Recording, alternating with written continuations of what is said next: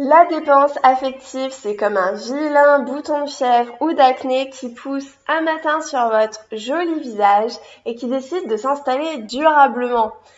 Vous aimeriez bien que ça disparaisse comme ça en un claquement de doigts, mais ça finit toujours par revenir. Bonjour, moi c'est Marie de Trouver la bonne personne, Love Mentor. J'accompagne les femmes qui vivent des déceptions amoureuses avec des hommes fuyants, des hommes distants. Donc je les aide, ces femmes exceptionnelles, à gagner en confiance en elles, en estime et en amour d'elles-mêmes pour pouvoir faire évoluer leur relation amoureuse à laquelle elles tiennent tant. Donc aujourd'hui, je vous convie à ma pause latte coco, donc entre nous, entre femmes de valeur, pour pouvoir discuter aujourd'hui de dépendance affective. Donc oui, la dépendance affective, vous aimeriez bien que ça disparaisse comme ça du jour au lendemain parce que c'est pas très agréable quand même au quotidien dans vos relations amoureuses. C'est comme quand vous avez l'impression d'être plutôt indépendante, d'être une femme libre avec plein de projets qui mène une vie à 100 à l'heure, qui a besoin de personne. Et puis tout d'un coup, vous rencontrez Manu qui est un homme qui vous semble parfait pour rentrer dans votre quotidien. Et là, tout est chamboulé. Vous vous rendez compte que vous n'êtes pas si indépendante que ça au niveau émotionnel, au niveau amoureux. Et ouais, cette fois-ci, vous avez vraiment envie que ça marche. Alors vous allez vous mettre la pression parce que vous avez vraiment envie d'être aimé à 100%. Vous avez envie de recevoir votre SMS tous les matins pour vous dire bonjour.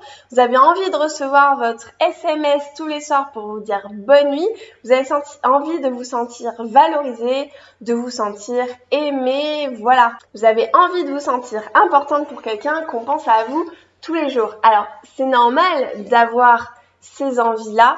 Le problème, c'est quand ça devient tellement vital, je dirais pour vous, quand c'est vraiment au plus profond de vos tripes et du coup, là, vous allez vous mettre en mode hyper contrôlante. C'est-à-dire que vous allez vous mettre la pression pour que ça marche absolument. Donc, ça va vraiment être votre objectif de tous les jours en fait qui tombe amoureux pour que ce que vous ressentez là à ce moment-là depuis que vous avez rencontré Manu que ça dure tout le temps et vous voulez absolument le garder avec vous.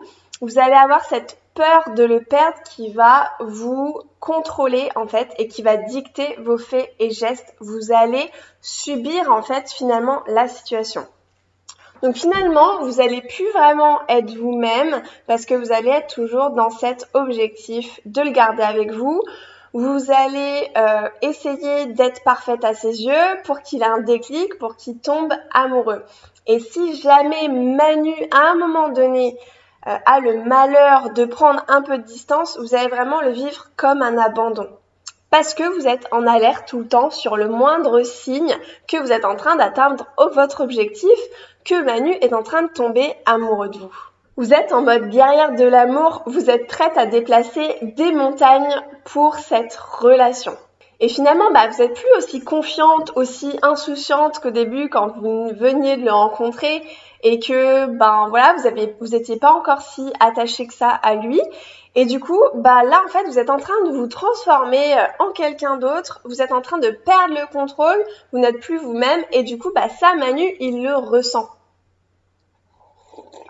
En fait, le truc, c'est que Manu, il n'a pas vraiment envie d'être en couple avec une femme hyper contrôlante, une femme qui subit sa peur, une femme qui a finalement peu confiance en la relation et qui va être en mode guerrière de l'amour avec une rose dans la bouche. C'est pas ça qu'il veut Manu. Manu, il vous voulait vous, en fait. Ça, c'est hyper important. Il vous voulait vous comme il vous a rencontré. Et c'est de vous dont il a eu un coup de cœur à la base. Vous, au naturel. Alors, vous allez me dire, comment on fait concrètement, finalement, pour sortir de la dépendance affective, pour plus répéter tout le temps ces mêmes schémas, finalement, qui fait que, vous allez peut-être saboter une belle rencontre involontairement parce que vous allez changer d'énergie, en fait, et que vous allez passer dans l'énergie de peur. C'est pas si simple que ça de sortir de la dépendance affective parce qu'il s'agit, en fait, de blessures qui sont très ancrées en vous depuis longtemps. Donc ça va demander un travail en profondeur. Et déjà, si vous êtes consciente que vous souffrez de dépendance affective, que vous êtes sujette à ça, c'est déjà super, c'est déjà un très bon point. Mais après, pour pouvoir vraiment vous libérer, apaiser cette angoisse qui monte quand vous avez peur de le perdre, eh bien, il va falloir aller travailler avec votre inconscient. Travailler avec votre inconscient qui, lui, a emmagasiné les traumatismes. C'est lui qui a vécu la peur et qui, du coup, va vous refaire revivre finalement cette peur parce qu'il la garde en mémoire. C'est lui qui va déclencher ces émotions qui sont pas très agréables comme la frustration, la colère, la tristesse, la peur, etc. dans ces moments-là. Donc c'est avec l'inconscient qu'il faut aller parler, c'est du côté émotionnel. Donc c'est en arrière-fond, ce côté un peu obscur qu'on connaît pas forcément et qu'on a tendance à subir tout simplement. Donc c'est là-dessus que je vous encourage vraiment, si vous souffrez de dépendance affective et que vous avez l'impression de répéter un petit peu les mêmes schémas, qu'il faut aller travailler tout simplement. Alors comment ?